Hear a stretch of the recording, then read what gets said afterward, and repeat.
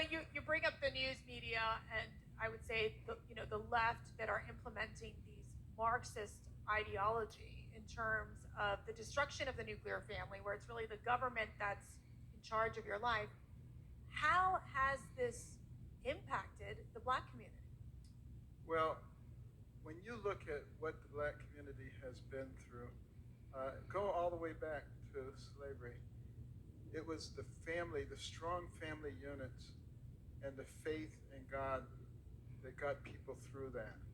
They got people through Jim Crow, through severe segregation, through all the difficulties.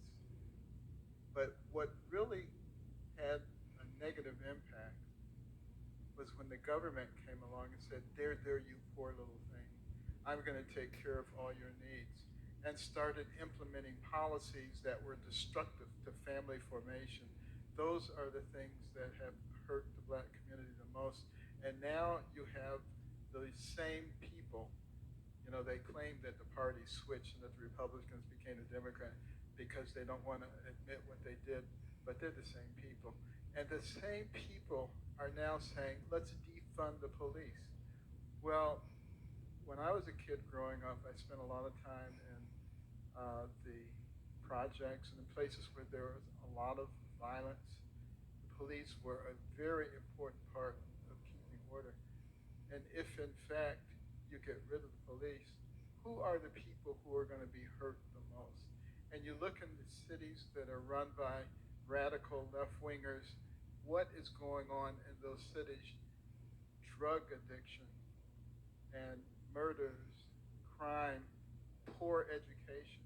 You look at some of those cities, you have very few, maybe just a handful of people who graduate from high school who have any real proficiency in math and in the critical areas where they need to succeed.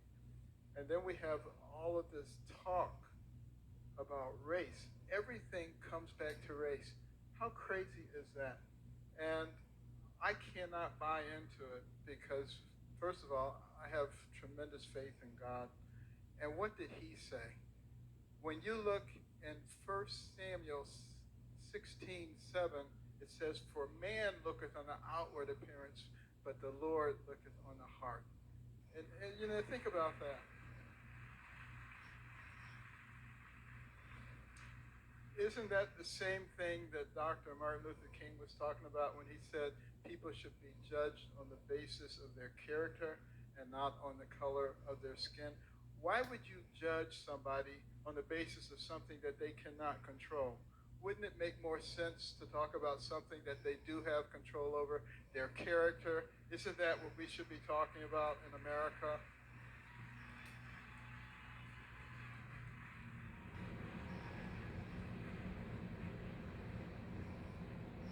You mentioned about the poor quality of education in so many of these inner cities. Obviously, and I think with the pandemic, we saw that the groups that were mostly impacted by the lockdowns and not allowing for in-school learning were low-income American children, as well as the minority communities. But then we're seeing this critical race theory being pushed on them while where we're failing in math and reading, the basics of what we need to learn. Why is critical race theory such a problem in our schools? And are you in any way surprised that parents are finally waking up and trying to stop this indoctrination? Well, you think about children who are very impressionable. First of all, it was Vladimir Lenin who said, "Give me your children for 4 years, and the seeds that I plant will never be uprooted." They knew what they were talking about, what they were trying to do. And the Bible, in a way, says the same thing, because Proverbs 22:6 says, "Train up a child in the way he should go, and when he is old, he will not depart from it." They're using that in a very negative way to implant what they want to implant in our children. The 1619 Project, all of these talking about how slavery is the center of everything that happened in this country, and for that reason, the United States is an evil place. Well, think about this. If you know your history, you know that slavery has been in existence since there have been human societies. And there's actually more slavery in the world today than there was in 1863 when the Emancipation Proclamation was proclaimed. Why aren't we concerned about the slavery that is going on today?